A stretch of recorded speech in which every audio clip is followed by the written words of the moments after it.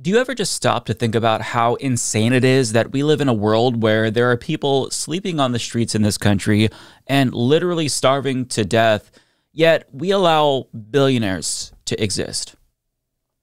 I mean, if every billionaire was lucky enough to live to be 1,000 years old, they couldn't feasibly spend all of that money.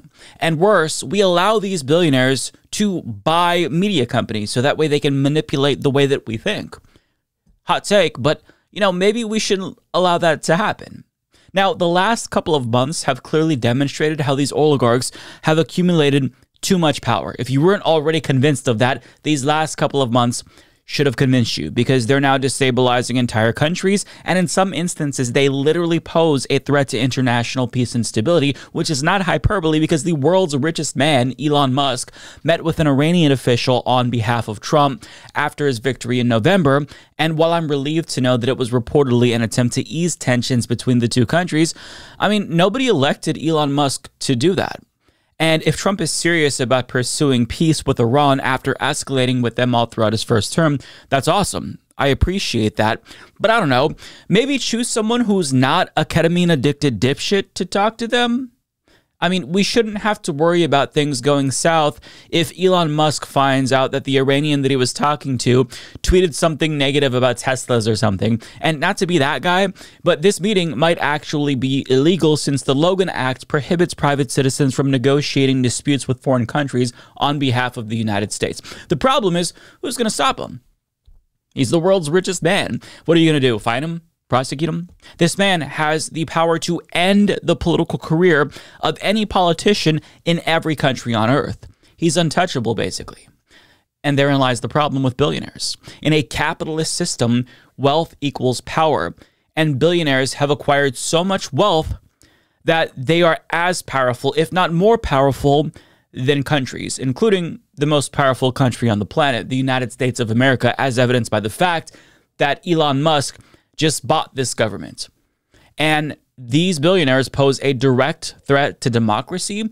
And I don't think that we've grappled with how bad things are going to get if we allow rich people to just continue to buy off governments, not just here, but around the world. And it's not just Elon Musk, obviously. The billionaire owners of the Washington Post and Los Angeles Times killed the presidential endorsements of their editorial boards last year, and a cartoonist for the Washington Post resigned after an editor refused to publish her depiction of the paper's billionaire owner, Jeff Bezos, groveling before our incoming fascist president. And the problem is that we're dealing with oligarchs who aren't elected. They have all this power, but they're accountable to no one. We can't vote them out of the power that they have. They just always have it, and we have to deal with it. So when one of them publicly crashes out online and starts calling for the overthrow of governments and openly questions if America should invade its own allies, maybe it's worth thinking about the implications of us allowing this system to continue to operate in this way.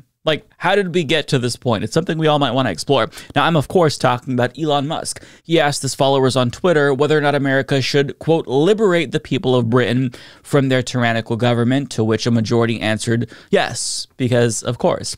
Now, I think that he fancies himself as a bit of a comedian, so you could chalk this up to him just shitposting, and I would agree. I don't think he's necessarily being serious here. However, it is still unsettling to think about the ways that this petulant billionaire could meaningfully affect our country's relationship with the UK, for the fact that that poll was posted in the middle of his campaign to delegitimize the entire UK government. He called for the British Prime Minister to be imprisoned, he called on the King to dissolve Parliament altogether, and he made an implicit threat of violence to British officials in response to some hollow threat to try to arrest Americans who foment riots or rebellions in the UK online. Not to mention, he's called for the Reform Party's leader, Nigel Farage, who he was once aligned with, to be replaced since Farage didn't go along with Musk's demand that a far-right influencer named Tommy Robinson, who's known for being an Islamophobic bigot, be released from prison, who's serving 18 months after being held in contempt of court. Now, if an average person calls for new leadership of a party, or someone in the party calls for new leadership, and, something like that, that's fine. If somebody on Twitter, some rando, calls for a leader to be jailed, that's a normal Tuesday. In fact, I agree that all of these politicians that he's tweeting about are indeed bad, albeit for different reasons, but nonetheless, if I tweeted that the prime minister should step down, or if I tweeted that King Charles III should dissolve parliament, you want to know what happens? Jack shit. However, when the world's richest man who just bought the US government expresses these views publicly, that, my friends, is an entirely different story. He doesn't just have the power to foment an actual campaign to overthrow the UK government. He can use the platform that he bought to raise the salience of any issue he wants and get his dumbass minions to go along with it. For example, look at how quickly right-wing grifter Ian Miles Chong changed his tune about Nigel Farage after daddy Elon Musk soured on him. Now, sure, this guy will say literally anything for engagement, so he's not necessarily the best example. Having said that, though, Elon Musk has created a disincentive on Twitter to where even the most mild disagreements with him could cost people actual money, so it behooves everyone on this platform, if you want to be prominent, to parrot whatever he says and never disagree with him, so that way the gravy train keeps rolling in. But why is he going after UK politicians? Well, in real time, we've all watched the world's richest man become radicalized to the point where he endorsed AfD, which is effectively a neo-Nazi party in Germany. But with regard to the UK, the disagreements that he's vocalizing there with leadership stem from his far-right worldview, and he's using his platform to meddle in a way that is actually causing real problems for them. And when I say causing real problems, I mean he is causing people to send threats to public officials based on bullshit that he is spewing. So here's why he's making the posts about them. CNN explains, quote, "For days, Musk, the world's richest man and the owner of X, has used his social media platform to dredge up a years-long scandal over historic child sex abuse in parts of England. In a 2014 report, it was revealed that about 1,400 children had been abused by gangs of men in the northern English town of Rotherham between 1997 and 2013. The far-right has long capitalized on the scandal, pointing to the South Asian ethnicities of the majority of the gang's perpetrators. Starmer's government recently rejected a national inquiry into the gangs, citing a string of existing inquiries into the issue and a 2022 report, the findings of which are still being implemented. Musk has accused Starmer of being, quote, complicit in the rape of Britain for failing to thwart grooming gangs while he was director of public prosecutions. Starmer staunchly defended his record as head of DPP on Monday, saying he changed the entire approach that had stopped victims from being heard and had the highest number of child sexual abuse cases being prosecuted on record. Now, where things really got ugly was when Elon Musk specifically went after Safeguarding Minister Jess Phillips for refusing calls like Keir Starmer for a public investigation.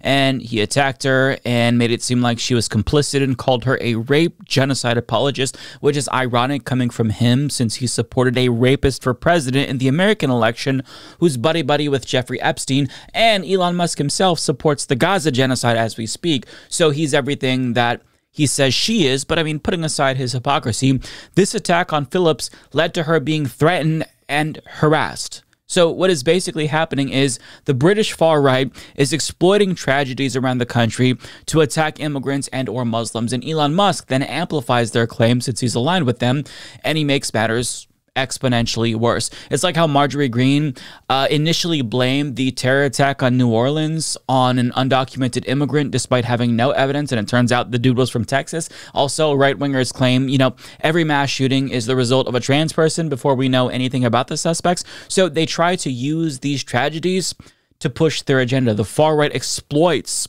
pain and suffering to push their own agenda. And Elon Musk doesn't just hop on those bandwagons, he amplifies those claims and subsequently turns them into national stories that gets the government to respond immediately because they start being personally threatened, as we're seeing now. And again, we're talking about Elon Musk here. We're not talking about any Tom, Dick, or Harry. If Steve from London chooses to tweet about this, that's different than the richest man on the planet with one of the largest social media platforms tweeting about this and demanding specific action and calling for the government to be overthrown. It's causing real problems, as this Finnish student pointed out in a now viral post, which reads, Elon Musk is rapidly becoming the largest spreader of disinformation in human history, hijacking political debates in the process. The EU must take action. Now, Elon Musk responded by calling him the R slur. Wouldn't write fuck, but he wrote the entire slur because, of course. And mind you, a week earlier, he encouraged people to post a bit more positive, beautiful, or informative content on this platform. So it's going well, as you can see. But I mean, which is it? Should we be nicer, or should we attack people and call them slurs? Which slurs? You can't say cisgender, that's a slur according to him, but you can say the whole R word and that's A-okay, but don't say fuck. It's just so fucking stupid. And whatever is the policy depends entirely on how Elon Musk is feeling, because as we've learned, he bases Twitter policy literally on what works best for him. As this person pointed out, he got caught liking porn, then all the likes became private. His ex-wife blocked him, then he changed the way that blocking works. He noticed people were shitting on him, then he announced that he will penalize any tweet deemed as negative. Free speech is good insofar as it's something that Elon Musk finds agreeable, but if it's speech that's negative of him or critical of his companies, or if it's a government that he likes that asks him to censor content that's critical of them, then free speech is bad. Bye-bye free speech. If it's a country that he doesn't like Brazil, for example, he may not comply and then use that as evidence that he is a champion for free speech. But in actuality, Twitter policy and free speech, it just depends on which side of the bed Elon Musk woke up on. If he's in a bad mood, that's going to dictate policy in a certain way. If he's in a good mood, well, that will as well. He can be as inconsistent and hypocritical as possible, and there's nothing any of us can do about it because he owns the platform. So we're all subject to his whims. And if you try to escape the platform, well, he also bought our government. So there's really no escape from this petulant, narcissistic man-child billionaire. And a different story that I want to touch on with Elon Musk illustrates this point perfectly. So to give you some background, there's a popular account on Twitter run by a guy named Adrian Dittmann, who many people suspected was a sock puppet account for Elon Musk. And for good reason, because Elon Musk already admitted that he had sock puppet accounts before, and Adrian Dittmann holds a world record, I think, for Elon Musk dick riding. It might be dick sucking, but it's one of the two. He's in the Guinness Book of Records. Look that up. I'm kidding. But anyways, I think that a lot of people assume that this guy was clearly Elon Musk because he is a narcissist who admitted to having sock puppet accounts, and it's not unreasonable to think that Elon Musk would be one of the types of people to talk himself up from an alternate account. And there's also the fact that Adrian Dittmann sounds exactly like Elon Musk, like identical to Elon Musk. So to me, this kind of felt like a John Barron type of situation. For those who don't know, there's this guy named John Barron who would pose as Trump's publicist back in the day to glaze him up on news stations and radio stations. Come to find out, John Barron was just Donald Trump. So that's what this felt like. But it turns out Elon Musk is not Adrian Dittmann, and it is a coincidence that there's a guy that sounds exactly like Elon Musk, that agrees with Elon Musk on everything, and likes glazing up Elon Musk at every chance that he gets. And Jacqueline's tweet of The Spectator released a scoop revealing that Adrian Dittmann is just some European dude who is super into Elon Musk, which is weird, but nonetheless, Musk himself responded to this, joking about how, oh, he actually is Adrian Dittmann after, saying he's not Adrian Dittmann, and it's time that the world knew him. So it didn't really seem like he took it seriously, but as you can see, Jacqueline's post is no longer there. Why? Well, because Elon Musk decided to ban her account and restrict people from posting the link to her article for some fucking reason. And if you try to post this article, you're either hit with this warning about the article, or you just can't post it altogether, as Michael Tracy points out here. Now, I'm not sure why he's choosing to censor this. This is very similar to the Hunter Biden laptop censorship thing that he said was the worst thing ever, and it led to the Twitter files. Maybe Matt Taibbi can get on that. But I mean, the reason why he's against this is because, he woke up on the wrong side of the bed, and he feels like he just wants to censor it. Why not? He could do whatever the fuck he wants, right? And there's nothing any of us can do about it. And maybe he liked the speculation about him being Adrian Dittmann. I don't know, who cares? But it should concern everyone that what is and isn't permissible on a massive social media platform depends entirely on one person who is erratic and moody. What if he goes down some anti-vax rabbit hole next or starts calling for wars, but unironically? It's not just a scary thought because he has a platform he can use to manufacture consent for virtually any policy or war that he wants, but he also bought our entire government and has actual influence over the most powerful people on the planet and is one of the most powerful people on the planet because of his wealth. So To bring it back to my original point about billionaires, maybe it wasn't smart for us to design an entire economic system around letting people accumulating as much wealth as possible and encouraging that.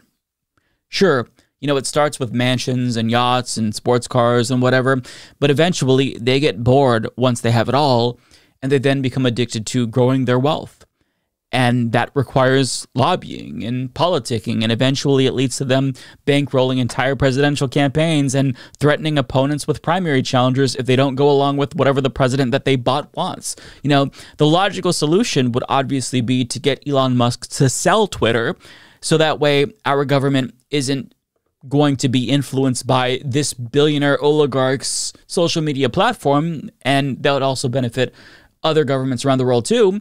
And it's not like it's unheard of, because our government is forcing ByteDance to divest from TikTok.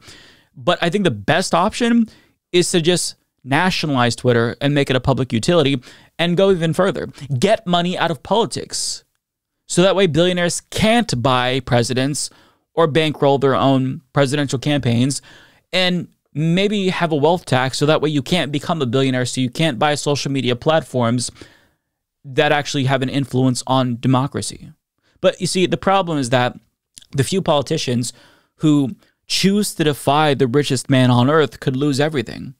So we've created a beast that we can no longer control.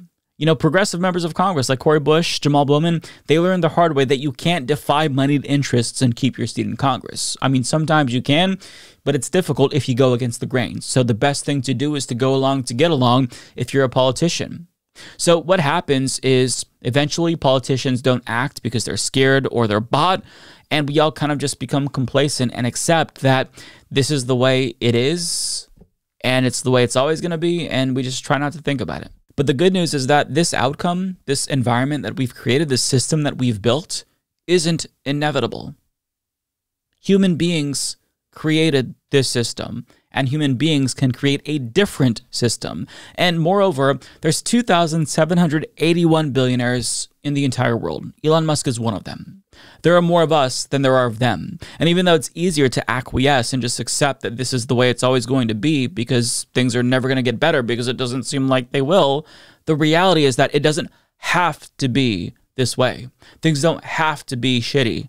A better world is possible. Enough of us just have to want to change it to be able to change it. And I'll leave you with that. Woke mob. Woke mob. Woke ideology. Woke ideology. Woke ideology. Woke ideology. Woke ideology. Woke test. Woke ideology. Woke Olympics. Woke ideology. Woke ideology. Woke ideology. Woke ideology. Woke ideology. Woke ideology. Woke ideology. Weaponized wokery. Woke ideology.